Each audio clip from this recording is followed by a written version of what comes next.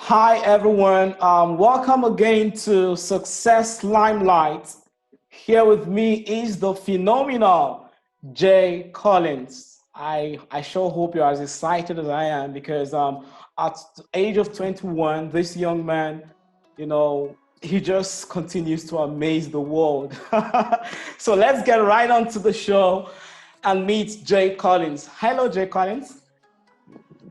Hi, you're all right. All right. So can you tell us about yourself? Can you introduce yourself to the audience of Success Limelight? So, my name is Jake Collins. I'm 21 years old and I'm from the northeast of England, originally from Cork Island. What's that Clock Island like? I'm just hearing that. Cork Island, it's the southern part of Ireland. It's where my mother's side's from. Okay. Okay. Well, that's cool. I like the name Clock Island. I'll take note of that. Okay, we'll get back to England much later in the show because we need to learn about England. That's part of what we do on this show. As we travel to different countries, interviewing people, they also share, some insights that might interest tourists who will, want to visit in future. Okay, right down to business. Jay Collins, I'm aware that you have a YouTube channel, Jay Collins Live or JC Live, and there are tons of videos there at 21. How can, how are you able to get so much videos up? I know one of your passion is video and video making and photography. So, can you Yeah. tell us the journey of that channel and yeah, the story, the impact so far? So, when me and my friends in school were about 11 and 12 years old, we had a gaming channel which the 12 of us would constantly play games with each other and upload them to the channel. And as the years sort of progressed and stuff, a few of the individual ones set out smaller channels for themselves, branch away from the gaming channel and stuff. So I thought I'd do something similar, just to sort of either vlog my life a bit or upload funny videos I made with them that weren't games. And so the idea of Jay Collins's life, shown down to JC Life, came about. So that's how the channel and why the channel is called JC Life. But with that, it sort of just was some music I used to make that went on the main channel, and it went on to just being family videos and stuff we filmed, so it was easy to watch on the TV. We've got loads of family that live in Tenerife, Qatar, they're all over. So as I progressed in that, it became more going out filming weddings, filming car commercials, editing professional videos for professional companies, as well as getting all my family videos, which we still make to this day, and then make little nice montages so that my family and friends all over the world can still see and be a part of the family, and it's something nice for us to look back at, and that's how I've managed to produce so many videos over the years. Oh, that's awesome. For the record, you said you started off with your friends. The idea you kickstarted with your friends. You guys were about what age range? Oh, about 10, 11, 12 years old. Oh, 10, 11. Awesome. So while some of us were just playing around the neighborhood, you had friends who were building a YouTube channel. That's just great. Okay. So some of the things that caught my attention about your story is you were an auxiliary nurse, and Yeah, that seems to be your major career path, your profession. Now, yeah. we know that everything in the medical field, where the medical field was the first line of responders, in the course of the pandemic, the COVID-19. So, how were you impacted by it? How was the experience? It was a quite surreal experience. Like, we are used to dealing with infections and viruses and stuff and all sorts of diseases in the hospital. But when this kick started, a lot of people panicked. There's been loads who've taken early retirement and stuff, and have been on sick leave. And and stuff. It really impacted a lot of us because as much as we were prepared, we weren't ready for the scale of everything that came up. I was affected because I work in ophthalmology, so that's everything to do with the eyes. So that's cataract treatments, macular injections, glaucoma tests. And for us, we weren't deemed essential enough by the trust to continue. So our outpatient clinics and theatres and wards all closed. We're kept open for emergency patients, but they were very few and far between. And a few of us then had to get sent over to other wards in the COVID areas just to help out with sort of the numbers of patients we were getting, and with staff going off testing positive, with staff shielding, with people isolating themselves. We really were running out of staff, and so we were then the ones that got sent over. So it was a terrifying experience to sort of endure that. We took our turns every few weeks. We'd shuffle and we'd come back to what was known as like the safe zone almost, but it was ophthalmology, my department, which was the highest risk for catching the virus because of course working with eyes, you're never 2 meters away, you're always right close to the person, checking their eyes, putting into drops. So we were at the most risk, and with barely any PPE or not enough or not the right kind, it was worrying for them all. As the pandemic has grown and time's moved on, a few of us have sort of came numb to it all. I know I'm quite, I follow the guidelines and wear the face masks and put the gloves on and stuff, but I'm not as anxious anymore of a staff member than some of the others are. I'm very lenient with the patients. I'm very helpful.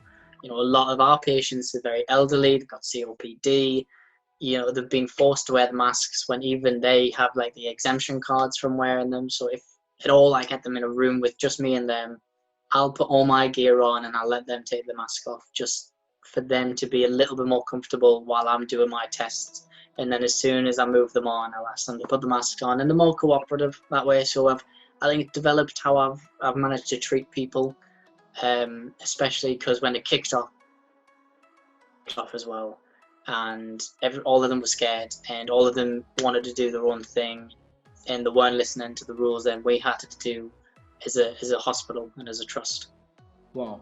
While you spoke, I could hear the passion, how involving this experience is and was for you. Well done, Guy. You guys are heroes. You're out there while the rest of us were locked inside. And so thank you so much for your service. Every medical personnel across the world in 2020, you guys are heroes. We appreciate you. Okay, I also know that you have interest in paramedics, to further your profession and all of that. So can you tell us generally why the interest in medical services? Why did you make that choice?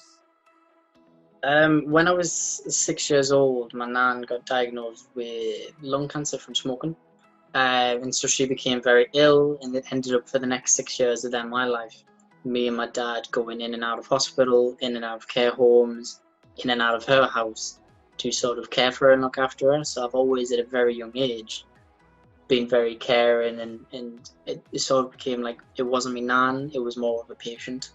So when she sadly died when I was 14 and that, I then decided I definitely want to be in a healthcare profession. Originally, I wanted to be a paramedic because them were the people who I was seeing all the time in and out of my nan's house or in and out of the care homes. I tried going for a paramedic's role, but I didn't get it because I didn't have experience. So that's how I then managed to get on the course as an auxiliary nurse, working as an ophthalmology in the ophthalmology department. But now that I've got that experience and I've got that knowledge and now the skill set of being in that environment, and there's a few opportunities that have came up that in the next 6 months I can progress into a paramedic type role. So that's now my goal, to develop myself personally and professionally. Wow, that's so sorry for the loss of your mom, and Actually, we are also grateful for how that inspired you to do what you're now doing. So, well done, guy. Well done, guy. I really, I think I'm really enjoying myself. Interviewing you. You just come up with, you just come up with this. You come up with these stories that I'm so sure our viewers are going to really be mind blown by Jay Collins. All right, I'll say that's a great inspiration right there. Now, can you take us on a journey? Can you be the vulnerable to us at this point? Share with us maybe a scenario where you were in a difficult condition, you were in a very tough place, and maybe mentally, psychologically, whatever it was, and how you were able to pull through, to encourage someone out there. When I was in secondary school, it was quite hard. Me being as sort of creative and outgoing as I am, I didn't fit with that stereotype of being, the football lad. So I got bullied like quite a bit. Then it came to a lot of issues in school where I needed therapy and teachers' help and medicine to help with sleep at night. So I was really struggling. I was in a really dark place within myself. So when I left school and I had these help with counselling services, therapy, medication, I turned to photography to sort of portray that and give a visual representation of what I was going through or what I was like struggling with, which then really helped boost a lot of my confidence in that, because I used it then for college work, in further studies and stuff, and then I've been able to portray it in the hospital. They've got the artwork all hung up for mental health awareness and stuff, so it's great having such an achievement where something I did just to help myself is now broadcast sort of all over the hospital walls, which is great. And it was just a constant journey and struggle of what can I do to better myself here? What can I do to acknowledge this is wrong, this is how it's going to help? The therapy, the counseling, the medication helped stabilize us, but it was all sort of within me, the fight of realizing what's wrong, realizing why it's wrong, getting myself out of that situation by leaving the secondary school, going to a completely different college to everyone, and the journey to sort of accept myself. Wow. Okay, you had photography became like an escape from those tough experiences. So, in one or two sentences, can you say something to someone who probably is going through that experience which you've just narrated, or you mentioned bullying. Bullying is something that is coming up quite a lot in recent times, and I think it's something we should begin to give more attention to, and all of that. So can you just say in two sentences, can you encourage someone out there, based on your experience, anything? The best thing to do is to reach out to anyone just to talk to them about what you're going through, even if they can't help or even if you don't want advice from them, just to tell them what's going on, and accepting it in yourself is the first step. By telling someone that there's something wrong is accepting it within yourself, and that helps the most. Okay, awesome. So moving on to other aspect of your story, you were also a boxer. Now, how how beautiful can that get? The nurse who, before now, I was wondering, like, you have to be so gentle with people as an auxiliary nurse, and yet you have this hobby, you have this whatever, this other side of you where you need to really punch people real hard, man. So tell us your experience in boxing. the story, the journey so far? It was my friend group who, when I was watching boxing and quite enjoying it, I used the gym as a sort of medication after I came off the drugs to help us as a way to feel better in myself, and it really helps fitness-wise with your mental health. And I needed a sport that I could stick to and I enjoyed to benefit what I was doing in the gym. So I started watching some boxing videos, the Tyson Fury fights, the AJ fights, the JJ and Logan fight. I really enjoyed it. So I spoke to some of the lads who I made friends with in college. And because I was skinny and I was, still like quite, outgoing and stuff, they were listening to me. They were saying, Jay, you're weak, you're puny, you're pathetic. You'll never do something like that. I imagine you do it, something like that. So out of anger, I signed myself up for my first professional white-collar boxing event to take place at the end of the next year. And then I started training for it in January. And since then, it's become such good therapy that if I ever do need anything, emotional to get out, I can just go to boxing. My personal trainer will put us through a really tough routine, and I'll feel really better with all the endorphins that I get from achieving the end goal of that workout, or if I get in the ring with someone and spar with them. It's really good to let out the anger through the sort of torture of putting yourself through the training of boxing. Not just, giving, a few good punches to someone, but to also sort of put yourself mentally through that pain. It's such a good experience, and I'm really looking forward to the boxing fight when it comes next year, because of course COVID pushing everything back. Well, I would just say I wish you the best in that endeavor. Fighters. One interesting thing about fighting as a sport is fighters, entertainers. The entertainers, but then a lot of people who enjoy seeing a fight would never wish to be in the fight, would never wish to be in the ring. Like this. That's one sport where, unlike let's say soccer, football and basketball is something even a fan will want to try out.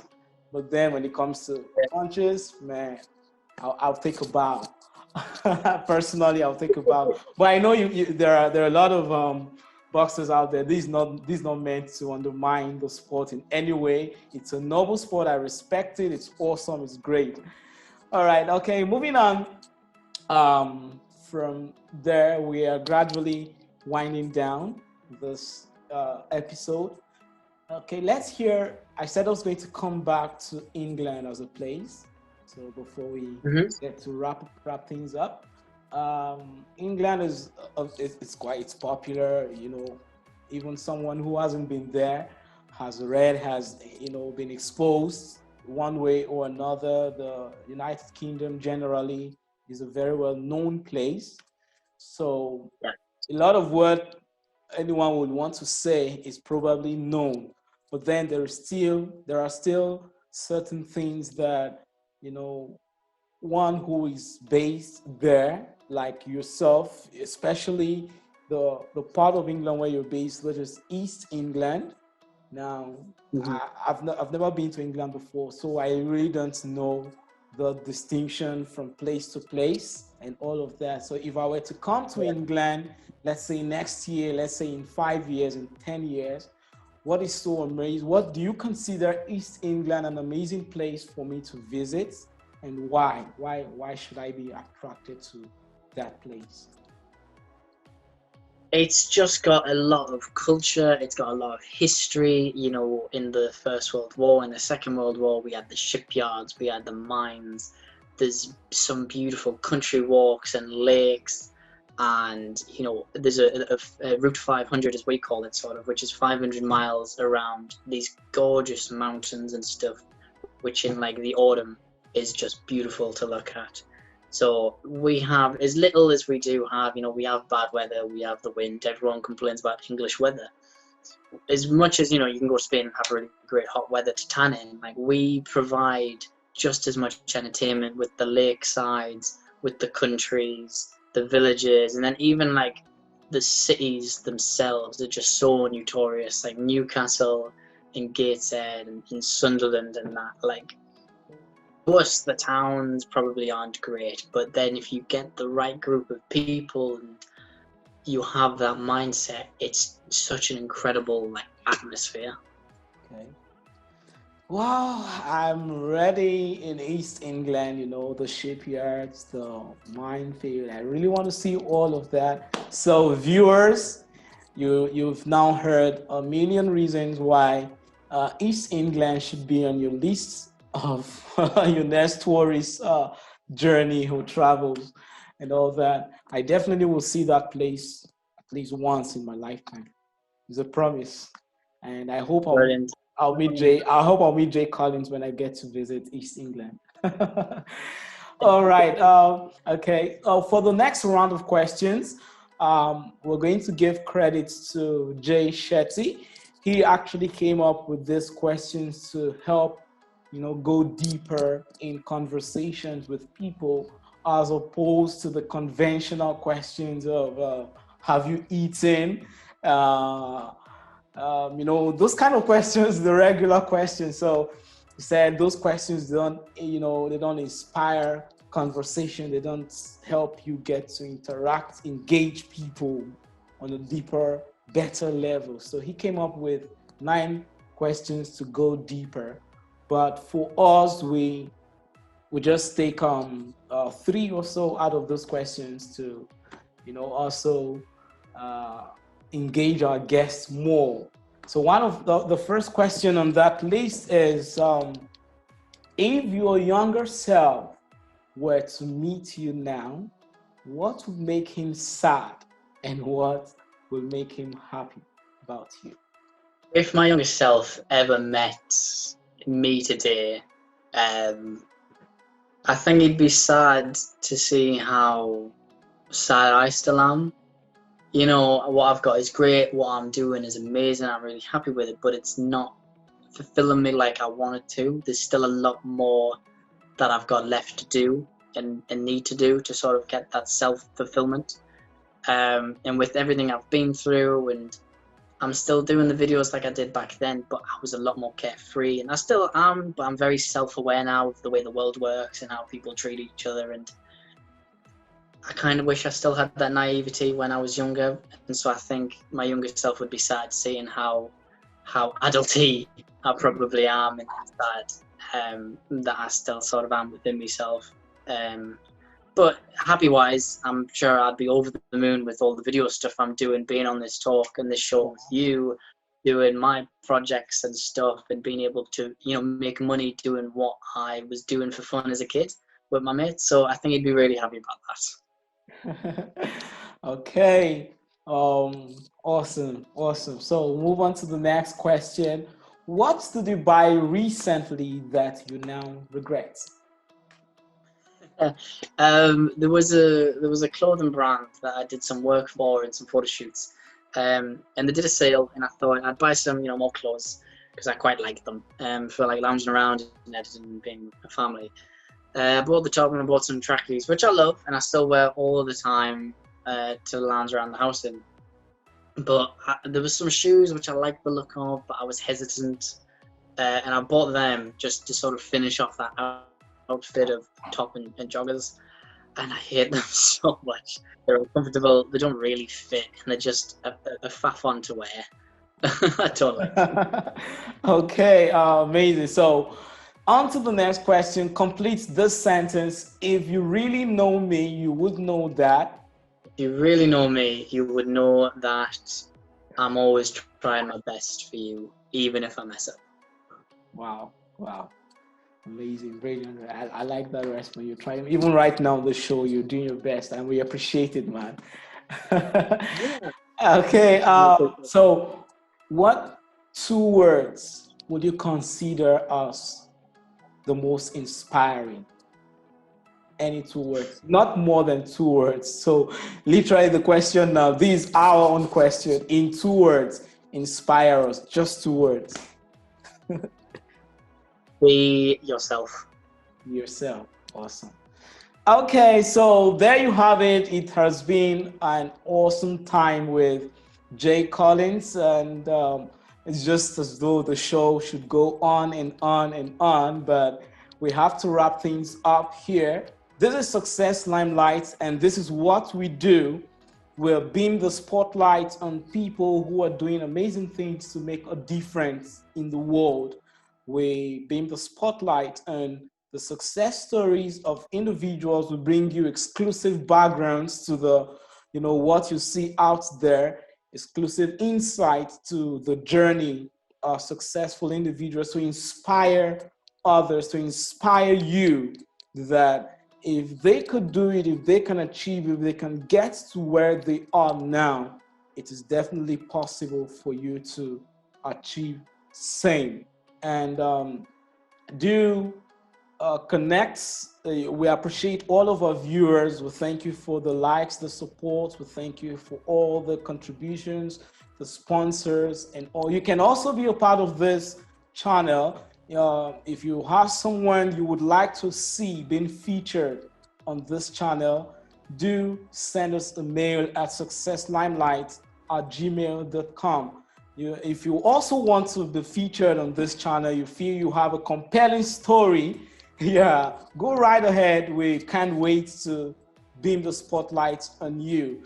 All we are just saying is step out of the shadows into the limelight. With Success Limelight, we say the spotlight is on you. So thank you very much, Jay Collins, for being on the show.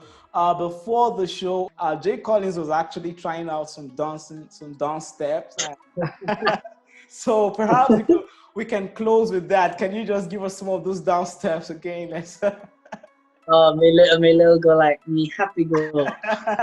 All right, see you next time on the next episode. Please like and subscribe to this channel and watch out for our next videos. Cheers.